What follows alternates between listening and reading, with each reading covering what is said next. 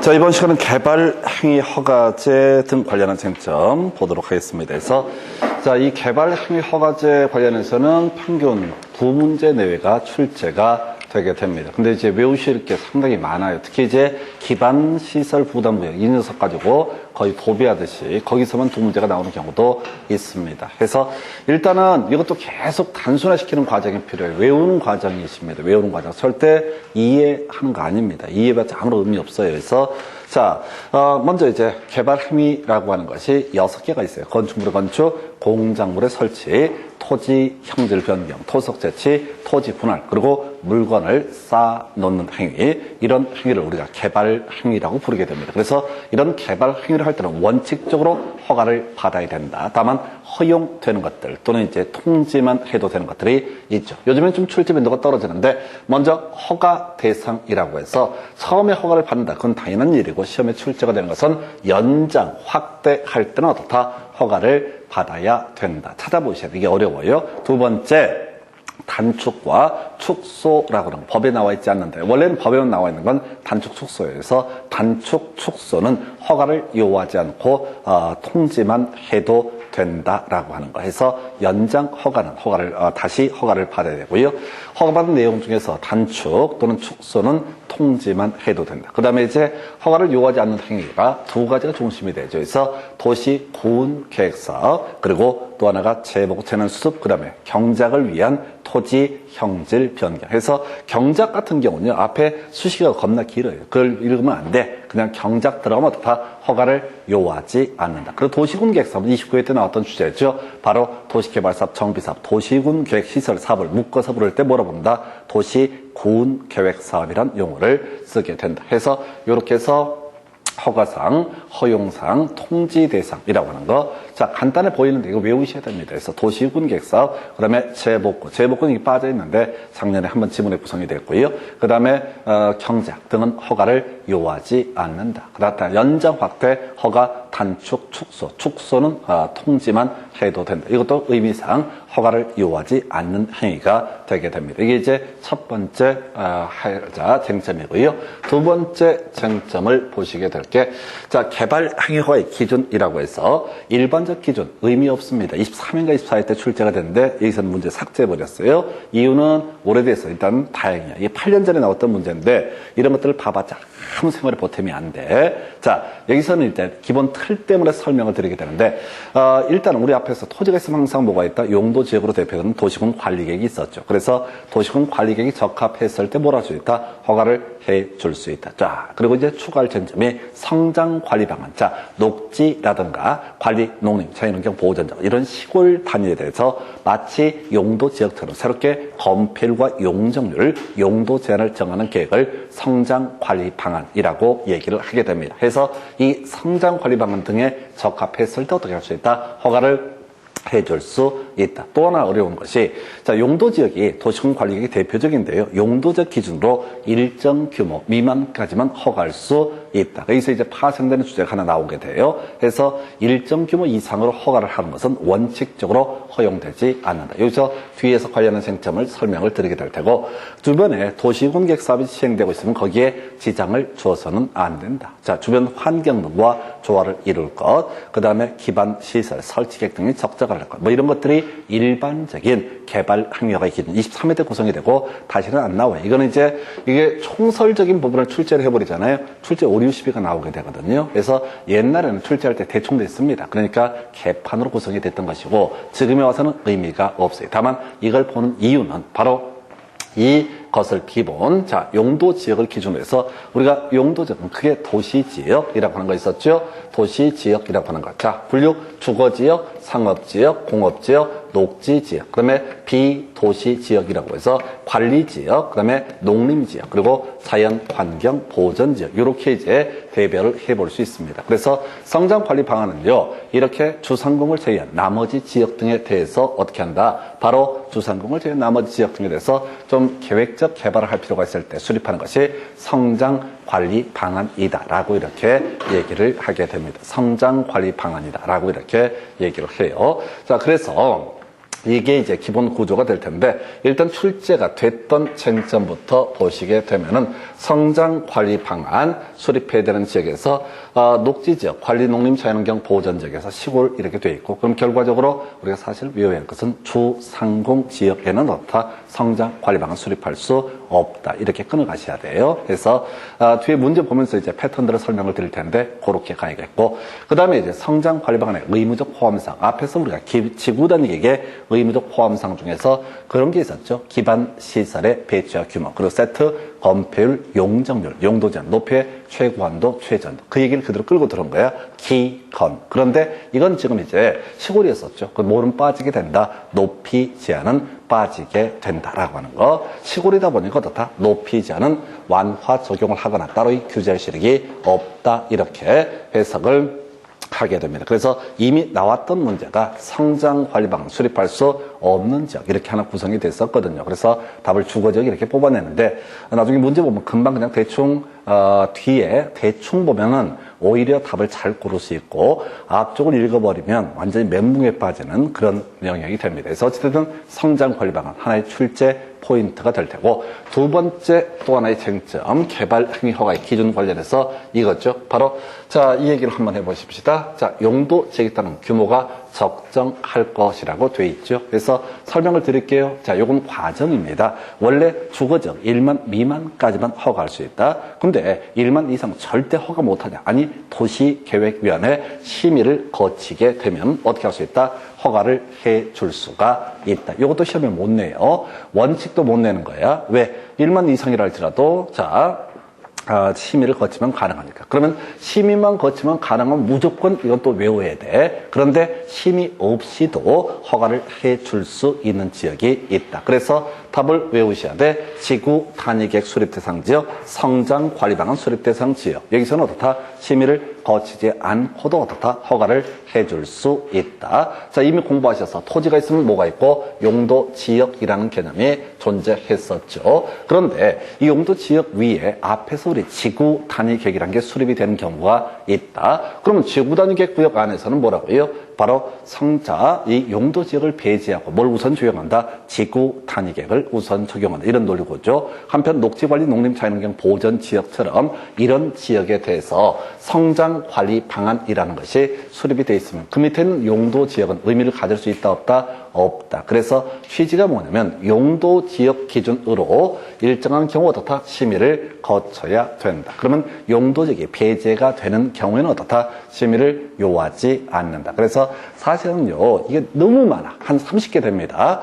용도 지역에 따른 이 심의 없이 용도 지역에 따른 심의를 배제하고 그냥 심의 없이 허가해 줄 수 있는 경우가 더럽게 많아요. 그래서 일단 전통적인 문제 영역에 있어서는 바로 지구단위 계획 수립된 지역, 그리고 성장 관리 방안 수립된 지역 어떻다? 심의를 요하지 않는다. 왜? 어차피 용도 지역이 배제가 되기 때문에 심의 하는 얘기는 용도 지역을 기준으로 했던 얘기고 용도 지역이 배제가 되기 때문에 어떻다? 심의를 요하지 않는다. 이렇게 가시게 됩니다. 그리고 혹시 엽기적인 문제로서 이렇게 나올 수 있을 거예요. 다음 중, 자, 국토계획법상, 자, 용도 지역에 따른, 자, 심의 없이 허가해 줄 수 있는 지역끼리 연결된 것은 몇 번입니까? 5번 되겠습니다. 아직 한 번도 안 나왔던 그런 문제 유형이 될 거야. 아까 제가 한 30개 된다고 그랬어요. 그 중에서 지금 의미가 있는 게 성장 관리 방안하고요. 그 다음에 지구 단위계획 수립지역. 요건 알아야 돼. 무조건 틀리면 안 돼. 근데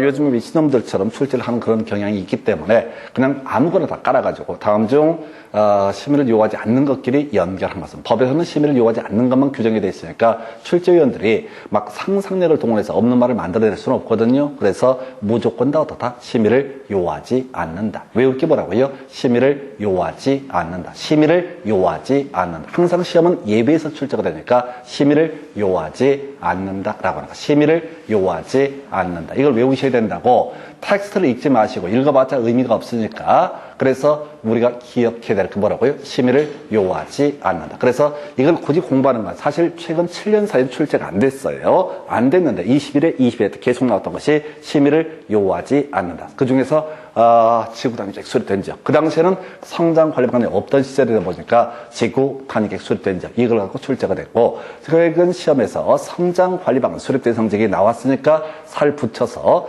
성장 관리방안 수립 대상 지역, 그 다음에 지구 단위계획을 수립한 지역. 이거 어떻다? 심의를 요하지 않는다라고 하는 거. 이렇게 가게 됩니다. 그래서 그저 외울 게 뭐라고요? 심의를 요하지 않는다. 절대 텍스트를 보지 마시고 심의를 요하지 않는다. 오늘 심의 2개 나왔네요. 아까 공동구 관련해서는 가스건, 하수건 어떻다? 심의를 거쳐야 한다. 나머지는 어떻다? 심의를 요하지 않는다. 이렇게 갔었고 여기서는 기본적으로 용도적 기준, 원칙적으로 심의, 원칙은 안 내요. 근데 우리가 기억할 건 뭐라고요? 심의를 요하지 않는다라고 해서 지구단계획 성장관리방안 수립된 지역은 심의를 요하지 않는다. 이렇게 가야 되겠고요. 그 다음에 이제 검토하게 될 주제가 개발응요가 실제라고 해서 조건부 허가라고 하는 거. 요거 이제 국토계획고발 때 앞에서 실시계획 인가 관련해서 그런 주제를 설명을 드린 바가 있습니다. 실시계획 인가 관련해서 조건부로 인가할 수 있다. 인간 믿음이 가지 않게 되면 이행 보증금 예치할 수 있다. 그러나 믿을 수 있는 지자체는 어떻다? 이행 보증금을 예치하지 않는다. 똑같은 맥락이야. 자, 조건부 허가할 수 있다. 해서 자, 설치를 조건으로 허가를 할 수 있다. 그리고 나서 조건부 허가를 함에 있어서 어떻다? 의견을 들어야 한다. 별 영향가 없는데 좀 이따 보시겠지만 답이 한번 돼 있어요. 왜? 계속 문제가 중복되니까 피해서 내려고 하다 보니까 얘기 의견을 들어야 한다. 이런 게 그냥 쉽게 답을 줬던 케이스고요. 그리고 나서 출제 이슈 이행 보증금 믿을 수 있는 지자체가 어떻다? 이행 보증금 예치하지 않는다라고 하는 거. 이 문제가 나오고 나서 28회 때인가 실시계획 인가 파트에서 지자체 이행 보증금 예치해야 된다. 틀린 것을 고르시오. 답을 구성을 하게 됩니다. 해서 그럼 출제위원들은 결국은 기존에 나왔던 기출문제를 갖고요. 위치를 바꿔가면서 출제하는 식으로 출제를 하고 있습니다. 그래서 이걸 분석을 하지 않게 되면 그냥 다 이것도 외우고 저것도 외우고 이런 것처럼 느껴질 뿐이에요. 그 다음에 이제 청문사, 준공검사에서 토지 분할이라고 하는 거. 자, 이 토지 분할 얘기는 이렇게 갔었죠. 우리가 이제 내가 땅을 가지고 있습니다. 그걸 2개 땅으로 쪼개고 싶습니다. 며칠 내에 분할 신청해야 된다. 날짜 놓으면 다 60일 내에.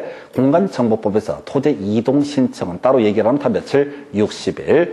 다만 특이한 숫자가 있던 것이 바다로 된 토지 등록 말소라는 개념이 있었고요. 이 바다로 된 토지 등록 말소는 90일 내에 이 사람이 토지 이동 신청을 하지 않게 되면 지적소관청의 직권으로 바로 자 변경 등록을 한다. 이런 내용들이 나왔어요. 그래서 작년에 이제 60일, 90일 2개를 바꿔치기 하면서 다 60일인데 거의 하나를 가지고 토지 분할인가를 가지고 60일에서 틀린 걸 고르시오. 그리고 바다로 된 토지 등록 말소할 때 90일인데 그걸 60일에서 2문제를 냈던 바가 있습니다. 뭔 얘기하려고 하냐면 우리가 땅을 가지고 있다. 그걸 2개 필지로 쪼개고 싶다. 토지분할 신청을 개인이 지적소관청에 하게 됩니다. 그러면 그 땅을 쪼개는 것은 개인이 하는 것이 아니다라고 하는 게 논의의 포인트. 뭔 얘기냐? 준공검사라고 하는 것은 허가 받은 대로 똑바로 개발하기를 했는가를 확인하는 과정을 가리켜서 준공검사라고 부르게 될 것인데 문제는 뭐라고요? 이 준공검사 관련해서 토지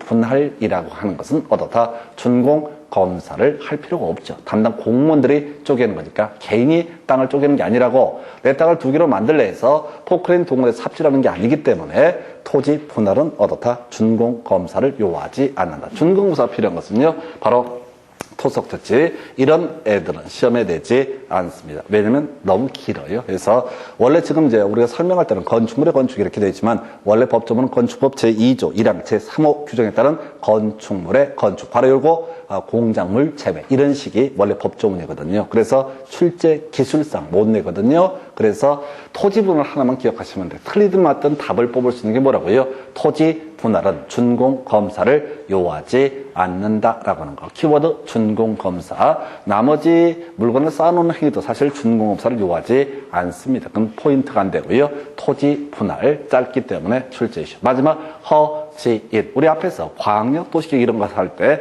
한번 설명드렸던 주제가 있습니다. 자, 일단은 개발 행위 허가 받았습니다. 이 허가를 취소하고자 합니다. 그럼 불이익한 행정 처분에 앞서서 당사자의 변명을 듣는 게 필요하다 해서 청문이라는 것이 필요하다. 그 다음에 앞에서 공부했던 거 시행자의 지정 있었죠? 토지공사, 지방공사, 지방공단 동의 없이도 시행자 지정을 받을 수 있다. 어렵게 시행자가 됐습니다. 이 시행자 지정을 취소하고자 한다라고 하면 어떻다? 다시 청문이라는 과정을 거쳐라. 자, 실시계획 인가가 떨어지게 되면 공짜 각종 사업 등을 진행을 할 수가 있다라고 했었고요. 자, 그런데 실시계획 인가를 취소하고자 할 때 어떻다? 바로 청문을 실시하라 해서 허지인. 이게 아마 28회 때인가 관련한 지문이 구성이 됐었고요. 30회 때는 엽기적으로 주택법에서 청문 사유가 한번 나와서 상당히 엽기적인 문제로 구성이 됐습니다. 그래서 하여튼 이게 20회인가 21회 때 한번 구성이 되고 쭉 안 나오고 있는데 허지인이라고 하는 것도 다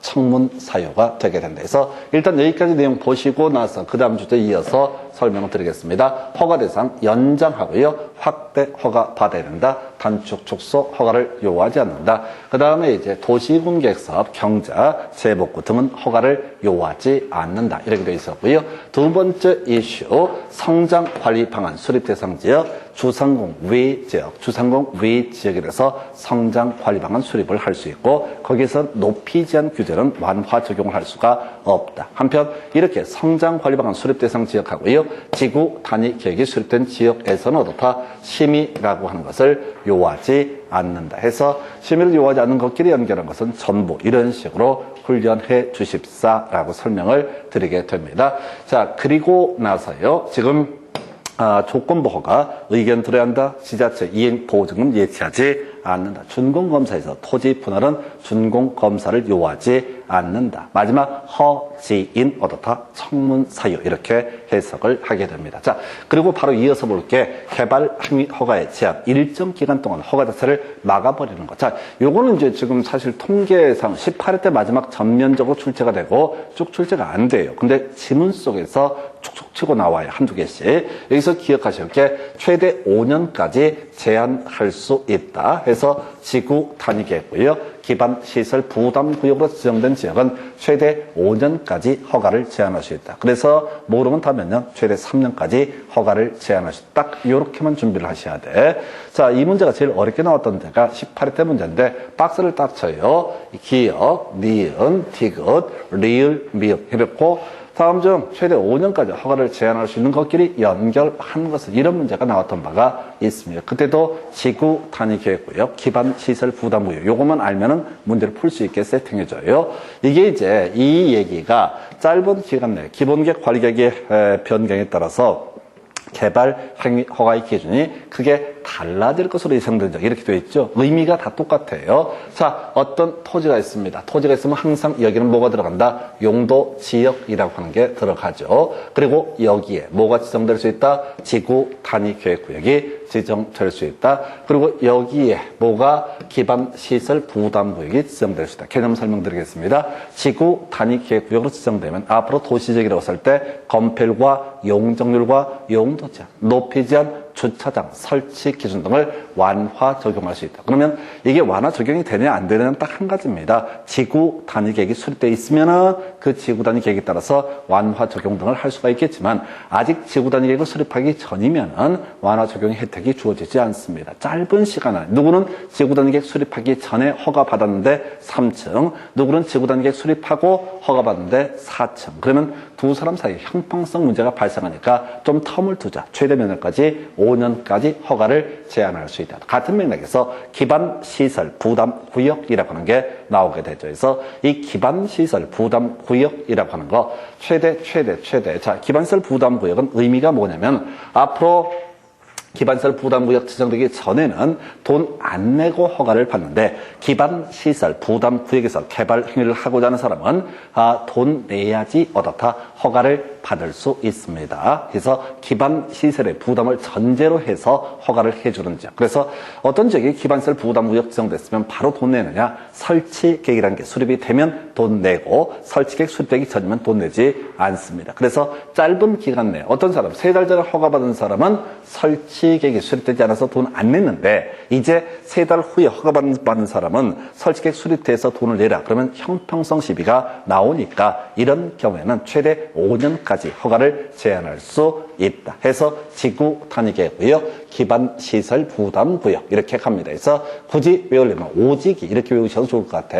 5년짜리에 뭐가 나온다고요? 지구 단위계획구역, 기반시설 부담구역. 그래서 이건 숫자 5년부터 먼저 보셔야 돼. 오직이 이렇게 외우시면 된다고. 5년짜리 앞에 뭐 있어야 된다? 지구 단위계획구역, 기반시설 부담구역. 여기 최대 5년까지 허가를 제한할 수 있다. 그럼 모르면 다 몇 년? 3년 동안 허가를 제한할 수 있다. 이게 앞에서 공부하실 때 지구단위계획구역 지정해야 한다. 지구단위계획구역 지정할 수 있다. 이렇게 무식하게 외우듯이 앞에 정택 10년, 녹지 30만 있으면 지정해야 한다. 여기는 최대 5년까지 허가를 제한할 수 있다는 명제 있으면 지기라고 하는 거. 5년짜리 앞에 뭐 있어야 한다? 오지기라고 하는 거. 오지기라고 하는 거. 5년 앞에는 뭐가 있어야 한다? 지구 단위계획구역, 기반시설 부담구역 있게 되면 최대 5년까지 허가를 제한할 수 있다. 이렇게 그림을 잡으셔야 돼요. 절대 이걸 읽어봐봤자 외워봤자 생활에 보탬이 안 돼요. 문제가 혹시 여기서 이렇게 나오면 어떻게 되나요? 개소리 하지 마십시오.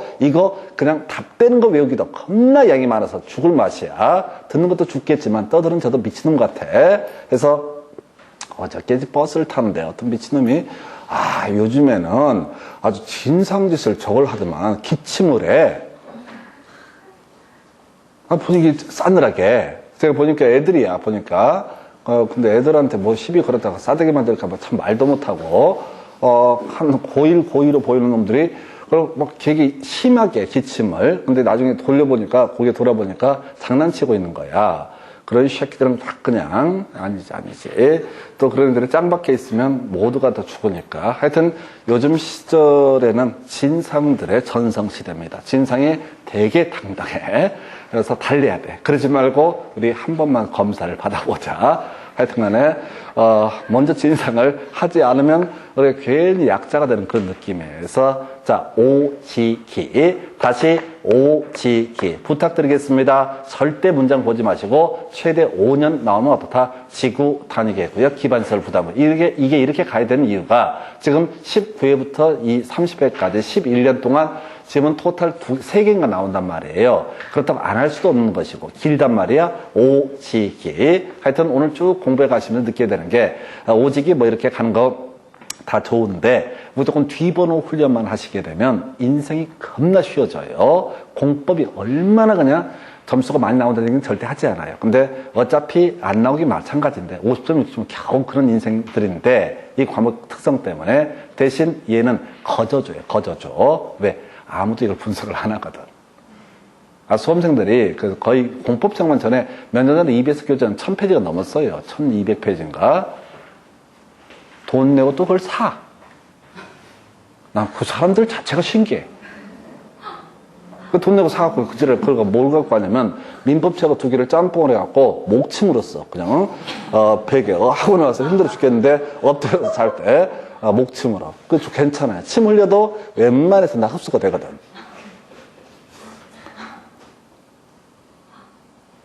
그래서 제가 이제 그런 분들한테 다른 하고 강의할 때 그냥 또 보여줘서 딱 엑기스만 가지고 또 엑기스만 갖고 하면 또 너무 쉽대. 설마 이렇게 나오겠냐고. 그럼 다시 두꺼운 책을 보던가. 웃기고 있네지. 소위 엑기스라고 하는 이것만 외우기도 너무 힘들어요. 그래서 최대한 공부하실 때 약간 편법 쓴다는 마음으로 가셔야 돼. 그게 제일 기본이 제일 뒤에 보는 거. 오직이. 오지기 이렇게 가셔야 됩니다. 그래서 자, 그 정도고요. 바로 이어서 이제 설명드릴 주제가 뭐가 있을까요? 자, 요거 가볼까요? 개발 밀도 관리구역, 기반시설 부담구역. 바로 설명드리고 나서 문제 따로 끊어서 보겠습니다. 자, 개발 밀도 관리구역 하나, 둘, 셋, 세 개 끝났습니다. 그래서 그 중에 하나가 부족하고 설치 곤란. 이렇게 뭐예요? 설치 곤란. 자, 설치 곤란. 설치 곤란은 어떻다? 바로 개발 밀도 관리구역 지정할 수 있다. 자, 정한다라는 표현은 생략하겠습니다. 정한다 표현 무조건 누가 들어간다? 국토교통부 장관이 들어가게 됩니다. 그래서 국토부 장관 정한다. 이건 깔아주는 지문이고, 그 다음에 이제 좀 더 구체적으로 알고 싶어요. 도로 상하수도학교 2년 20%, 도로 상하수도학교 2년 20%. 이게 뭔 소리냐면 기반 시설이 부족하고 설치가 곤란한 지역. 기반 시설이 뭐냐라고 했을 때 도로, 수도, 하수도, 그리고 학교 나와 있죠? 디테일에 갈 거 없어요. 어차피 이 문제는 자, 뒤에서 문제 분석해 드리겠지만 기반시설 부담구역하고 비교해서 나와요. 그래서 자, 첫 번째 설치 곤란. 첫 번째 키워드가 뭐라고요? 곤란. 두 번째가 자, 좀 많은데 도로 상하수도 학교까지. 마지막 키워드 용적률 50% 강화 적용. 건표로 아니에요. 용적률 50% 강화 적용. 그 얘기는 어떤 지역에 개발 밀도 관리 구역으로 지정이 되게 되면 여기서는 기존에 짓던 거 반만 지어라 이런 식의 논리 구조가 개발 밀도 관리 구역. 그리고 같이 비교해서 비교해볼게.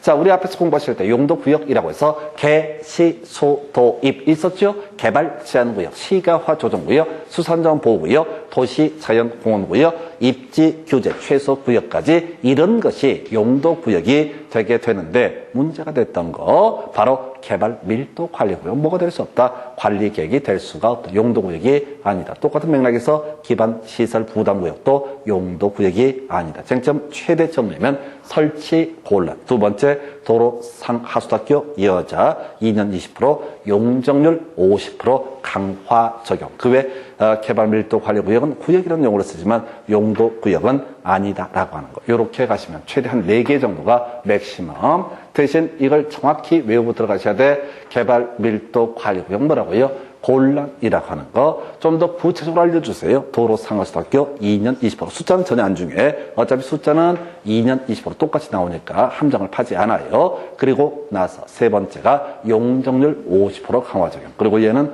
관리계획, 용도구역이 아니다라고 하는 거. 이 정도가 맥시멈. 근데 얘는 단독으로 내는 게 아니라 항상 기반 시설 부담 구역과 같이 엮어서 출제가 이루어지게 됩니다. 해서 자, 기반 시설 부담 구역 첫 번째 이슈 개발 밀도 관리 구역 외 지역으로서라는 거. 포인트 뭐라고요? 외 지역이라고 하는 거. 해서 이렇게 갔죠. 어떤 지역을 조사해 보니까 부족하고 그다음에 뭐야? 설치 곤란하면 이때는 개발 밀도 관리 구역을 지정을 한다. 그래서 해석하면 부족하지만 해석입니다. 쓰면 안 돼요. 설치가 가능한 지역. 그래서 삥을 뜯어서 허가할 때마다 돈 받는 지역. 이게 바로 기반 시설 부담 구역. 해서 출제 포인트 가겠습니다. 외 지역. 달리 표현하면 중복 지정할 수 없다. 대상 지역 자체가 다르기 때문에 개발 밀도 관리 구역과 기반 시설 부담 구역은 대상 지역 자체가 다르기 때문에 어떻다? 중복하여 지정할 수 없다라고 하는 거. 해서 부족하고 설치 곤란. 그리고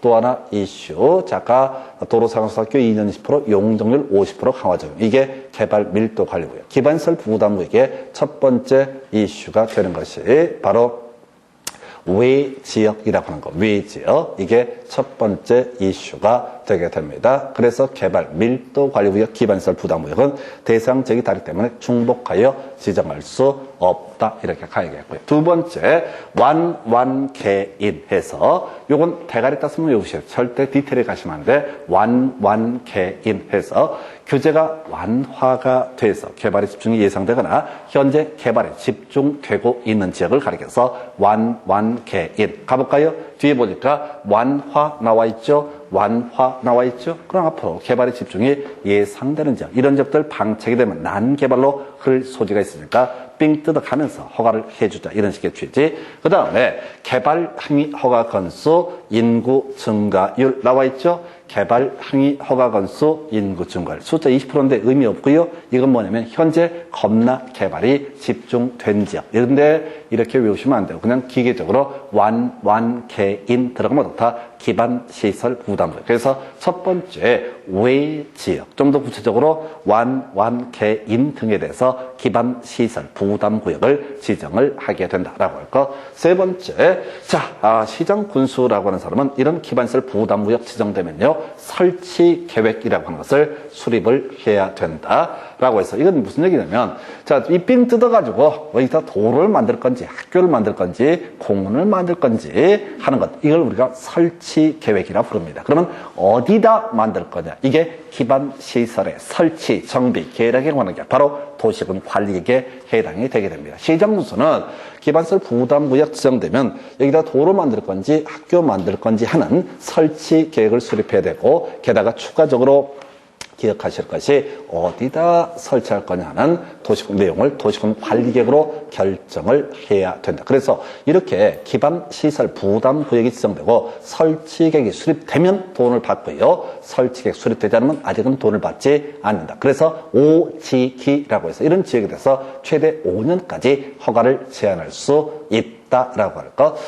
실효라는 개념이 나와 있죠. 기반시설 부담구역 지정되고 설치계획 1년에 수립하지 않게 되면 1년이 된 날의 다음 날에 어떻다? 효력을 잃게 된다라고 하는 거. 1년이 된 날에 다음 날에 어떻다? 효력을 잃게 된다라고 하는 거. 1년이 된 날에 다음 날에 어떻다? 효력을 잃게 된다. 이렇게 그림을 잡아가게 됩니다. 그래서 양들이 많습니다. 그래서 어떻게 된다고요? 첫 번째, 중복 지정할 수 없다. 두 번째 이슈, 바로 완개인. 그리고 설치계획 수립해야 되는데 1년 내 수립하지 않게 되면 1년이 된 날에 다음 날에 효력을 잃게 된다라고 하는 것. 다시 갑시다. 외지역, 따라서 중복 지정할 수 없었고요. 완개인이라고 하는 거. 설치계획 수립해야 되는데 1년 내 설치계획 수립하지 않게 되면 1년이 된 날에 다음 날에 효력을 잃게 된다. 실효얘기 다시 한번 가보겠습니다. 시가화 유보 기간이 끝난 날에 다음 날 효력을 잃는다. 도시군 계획시설 결정의 고실로부터 20년의 사업이 시행되지 않으면 20년이 된 날에 다음 날 효력을 잃는다. 지구단위 계획구역 지정되고 3년 내 지구단위 계획을 수립하지 않으면 3년이 된 날에 다음 날 효력을 잃는다. 지구단위 계획 수립하고 5년 내 사업에 착수하지 않게 되면 5년이 된 날에 다음 날 효력을 잃는다. 그리고 마지막, 기반시설 부담구역 지정되고 설치계획 1년 내 수립하지 않게 되면 1년이 된 날에 다음 날 효력을 잃는다. 외우셔야 된다고요. 그래서 첫 번째, 개발 밀도 관리구역과 중복구역 지정할 수 없다. 이걸 뭐다 지정하느냐? 아까 개발 밀도 관리구역은 도로, 상, 하수학교 2년 20%. 여기서는 숫자는 똑같은데요. 완개인 설치계획 수립해야 되고요. 그리고 1년 내 설치계획 수립하지 않으면 1년이 된 날에 다음 날 효력을 잃는다. 해서 요 정도 이슈가 됐고요. 이제 기반시설 부담구역 지정되고 설치계획도 수립이 됐습니다. 여기서 200을 초과하는 신증축 행위를 하는 사람에게 설치 비용 바로 받게 됩니다. 200을 초과하는 신증축 행위, 이런 것들은 전혀 중요치 않아. 이 문제에서 사실 기반시설 부담구역에서 거의 문제 반 정도 가까이 차지하는 것이 바로 기반시설 유발 개수라는 문제가 되게 됩니다. 그래서 얘는 출제되는 빈도가 거의 건필 용적률에 필적할 만큼 많이 나오게 됩니다. 외우셔야 됩니다. 이걸 외우지 않고는 전혀 답이 안 나와. 하다못해 기반시설 유발 개수가 나온다. 시험 지문에 유발 개수 나오게 되면 그걸 항상 답으로 뽑는다. 라고라도 기억을 하셔야 돼. 이거 이제 외우는 방법. 하나, 둘, 셋 이렇게 외웠어. 세 가지 카테고리로 위관이운일이라고 하는 거. 위관이운일. 대가리 따서 외우셔야 돼. 위관이운일. 숙의방단창이라고 하는 거. 위관이운일 해서 5개. 숙의방단창이라고 하는 거. 위관이운일, 숙의방단창 이렇게 가게 됩니다. 그 다음에 이제 운문종자, 일판 이렇게 외우시는 거죠. 그래서 위락시설이 있었고요. 관광 휴게시설이 있었고, 2종 근생시설, 운수시설, 1종 근생시설에서 위관이운일이라고 하는 거, 이렇게 구성이 되고요. 숙의방단창에서 숙박시설, 의료시설, 방송통신시설, 단독주택이라고 하는 거. 위관이운일, 숙의방단창, 마지막 창고시설까지 이렇게 10개 줄을 세우는 거야. 이 숫자 큰 거 작은 거 이런 거 물어보거든요. 그래서 위관이온일 수기방단창 없어 보이긴 해도 외우셔야 돼. 위관이온일 수기방단창 위관이온일 수기방단창 그리고 나머지가 운문종자 일판 운수시설 옆에 문화및 집회시설 종교시설 자원순환 관련 시설이라고 하는 거 일종 근생시설 옆에 뭐가 있다? 판매시설이라고 하는 거 운문종자 일판 이 정도면 거의 문제를 소화를 하십니다. 자, 30회 때도 한 문제가 구성이 됐었고요. 좀 이따 관련 기출문제 가지고 분석을 해드릴 텐데 이거 안 해오시면 사람된 돌이 아닙니다. 위관이온일 수기방단창 운문종자 일판이라고 되어 있죠. 위관이온일 수기방단창 운문종자 일판 이렇게 쉬운 걸 왜 다들 틀릴까요? 안 외워서 그래. 안 외워서 기본적으로. 그리고 이게 지금 제가 외우기 편하게 이걸 순서대로 나열을 해놓은 것이고요. 법조문은 건물의 종류 한 30개를 가지고 다 일일이 숫자를 다 써놔요. 그러니까 대부분 수험생은 법조문을 그대로 카피하기 때문에 뭔 소린지 못 알아먹게 돼 있어. 아주 엄두가 안 나게. 근데 하여튼 간에 뭐 그 사연들이 그렇고 해서 이 파트는 위관이온일 수기방단창 운문종자 일판 이걸 뒤지게 외웠는데 시험 문제에 갑자기 미친놈들이 교육연구시설, 공동주택, 운동시설 뭐 이런 거 막 튀어나오고 지랄이야. 그러면 얘는 다 누구랑 같다? 단독주택과 그의 친구들 이렇게 가시는 거야. 단독주택과 똑같은 그룹으로 분류한다 해서 위관이온일 수기방단창 운문종자 일판 제가 설명드렸었잖아요. 뭐라고? 검필 문제 나오면 무조건 써봐야 돼. 55, 66, 57 모의고사 볼 때부터 연습을 해야 된다고. 알아도 머릿속으로 암기가 됐어도 연습하셔야 된다고. 내가 틀려봐서 안 되니까요. 이게 학원 강사가 틀렸다고 쳐봐. 용적률을 쪽팔리게. 시험 보러 가면 술 처먹고 들어가도 벌벌 떨린다고. 이 망나온 시험이 점을 따시잖아요. 선생님 처음에 1차만 해볼까 생각 중이다. 그런 말씀 하셨잖아요. 그래서 마음 바뀌어서 2차까지. 근데 점을 따봐. 한장이에요. 좀 기쁘긴 한데 어디 가서 점 땄다고 얘기하기도 민망하고. 이게 이런 마음이다 보니까 시험 보러 가시면 이게 엄청나게 프레셔를 받아요. 이 미끄러져버린 무슨 개망신인가. 이런 스트레스 받으니까 써보셔야 돼. 물론 또 이렇게 얘기하면 자기는 절대 써서는 공부가 안 되고 머릿속으로 생각을 해야 되는 사람이라고 나한테 와서 설득을 하는 사람이 있어. 닥치고 쓰라고. 내가 틀려봐서 한다고. 자, 다시 검필 56657. 자, 9887이라고 하는 거 777 나머지 다 20%였는데 계획관리자는 얼마? 40% 이하. 그러면 용적률 그렇게 길어. 100%, 150, 200, 250, 300, 1500, 1300, 1100, 900이라고 하는 거. 공업적은 300, 350, 400이라고 하는 거. 이런 식으로 나머지 100, 180 도시적 위해적 다 80%인데 계획관리적 100% 이하. 한 번만 써보시라고. 모의고사 볼 때부터 훈련을 하셔야 돼. 이런 문제는 절대 실수로 안 돼. 못 이겨도 이지랄 하고 있어요. 바로 위관이온일 수기방단창 운문종자 일판 이것도 써보셔야 된다고. 시험지에다가 그냥 다 써보시면은 금방 캐치를 해요. 근데 마음이 급해가지고 문제를 바로 가려고 하잖아요. 이게 뒤죽박죽 돼버려. 특히 아까 교육연구시설, 공동주택 이런 이상한 예들이 튀어나오게 되면은 위관이온일 수기방단창 운문종자 일판 외웠는데 와씨 뭐야 이게? 갑자기 교육연구시설 이런 게 튀어나와버리면 움찔한다고.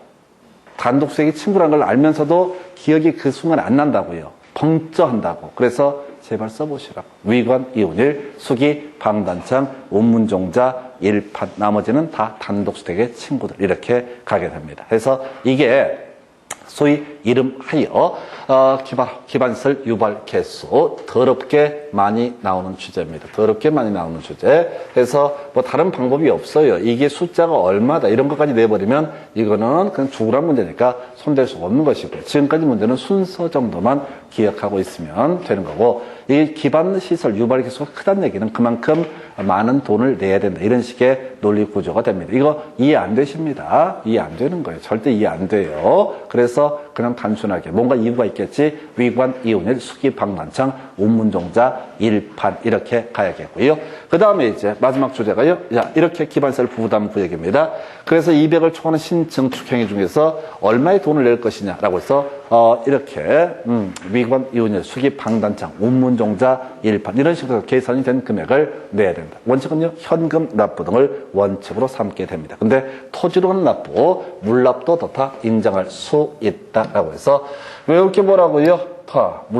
물납도 더 토지로는 납부도 인정할 수 있다. 요즘에 잘 내지 않고요. 24, 25회 때 나왔던 그런 주제가 되게 됩니다. 연속 나왔어요. 한 번은 인정할 수 없다. 한 번은 인정할 수 있다. 이렇게 구성이 됐던 바가 있습니다. 그래서 자, 이걸 내는 이유는 딱 한 가지예요. 지금 보시기엔 여러분들이 바로 이어서 물납 얘기가 나오지만 원래 법조문은 중간에 겁나게 많은 얘기가 깔려 있어요. 그리고 나서 다 지쳐나가 떨어질 때쯤 끄트머리에 물납을 인정할 수 있다. 그러니까 이제 좀 쉽게 주는 거죠. 약 올리는 그런 지문입니다. 그래서 그 마지막 주제가요. 바로 기반시설 부담구역 안에서 설치해야 되는 기반시설의 종류. 자, 보시게 되면요. 자, 공원이 있고요. 녹지 있고요. 그 다음에 뭐가 있지? 폐기물 처리 및 재활용 시설 등 나와 있죠? 이런 걸 외우는 게 아니야. 지금 제가 설명드린 세 가지는 요걸 왜 설명을 드려요? 요게 주로 시험에 떠요. 이유는 짧아서 그래. 나머지는 구질구질 뒤에 사족이 있어서 내기가 좀 애매해. 근데 이 자체가 포인트가 아니라 이거죠? 대학 제외라고 돼 있죠? 자, 이 돈 받아가지고요, 학교 같은 거 설치할 수 있습니다. 그러나 그 범주에 대학은 어떻다? 포함되지 않는다. 그래서 요게 출제 포인트, 딱 떨어지는 주제입니다. 그래서 대학 제외라고 하는 거, 요렇게 설명을 드렸습니다. 자, 요 정도가 바로 기반시설 부담구역. 다시 한 번만 체크하고 나서 내용을 가볼까요? 해서 먼저 개발 밀도 관리고요. 자, 곤란이라고 하는 거, 그 다음에 도로상업소득교 2년 20%, 용적률 50% 강화 적용이라고 하는 거, 기반시설 부담구역이라고 하는 주제는요. 자, 바로 자 개발밀도 관리구역과 중복하여 지정을 할 수 없다라고 하는 거. 두 번째 이슈, 완개인. 기반시설 부담구역 지정되면 끝나는 게 아니라 설치계획 수립하고 이것을 관리계획에도 반영을 해야 되는데, 기반시설 부담구역 지정되고 1년 내 설치계획 수립하지 않게 되면 1년이 된 날에 다음 날에 효력을 잃는다. 그럼 돈을 얼마를 낼 것이냐라고 했을 때, 자, 이렇게 가 있죠. 위관 이혼일, 수기 방단창, 운문종자, 일판이라고 하는 거. 위관 이혼일, 수기 방단창, 운문종자, 일판이라고 하는 거. 위관 이혼일, 수기 방단창, 운문종자, 일판. 예, 그리고 기본적으로 현금 납부가 원칙인데 물납도 인정이 될 수가 있다. 그리고 마지막 이 돈 가지고 각종 기반 시설을 설치하는데 대학이라는 것은 다 포함되지 않는다. 이렇게 정의를 하게 됩니다. 잠시 끊었다가 이제 문제 가지고 설명드리겠습니다.